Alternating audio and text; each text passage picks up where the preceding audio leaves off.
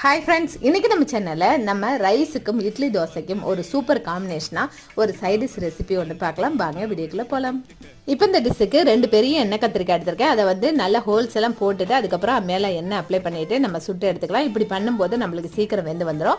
இப்போ நம்ம சுட்டு எடுத்துக்கலாம். இப்போ கத்திரிக்காய் வெந்துருச்சு. இதை வந்து நல்ல தண்ணியில் மாற்றிட்டு தோலெல்லாம் அலசிட்டு காம்பெல்லாம் ரிமூவ் பண்ணிவிட்டு இதை வந்து ஸ்மாஷ் பண்ணி எடுத்துக்கலாம். நெக்ஸ்ட் ஒரு கடாயில் 3 ஸ்பூன் அளவுக்கு தேங்காய் எண்ணெய் சேர்த்துக்கலாம். 1 ஸ்பூன் அளவுக்கு கடுகு பருப்பு சேர்த்துட்டு இது நல்லா பொரிஞ்சதுக்கப்புறம் வெங்காயம் 2 பெரிய வெங்காயத்தை கட் பண்ணி சேர்த்துட்டு அப்புறம் ஒரு கொத்து கருவேப்பிலை 3 பச்சை மிளகாய் சேர்த்து நல்லா வதக்கிக்கலாம். வெங்காயம் வதங்கினதுக்கு அப்புறம் 2 பொடியை கட் பண்ண தக்காளி சேர்த்து வதக்கிக்கலாம்.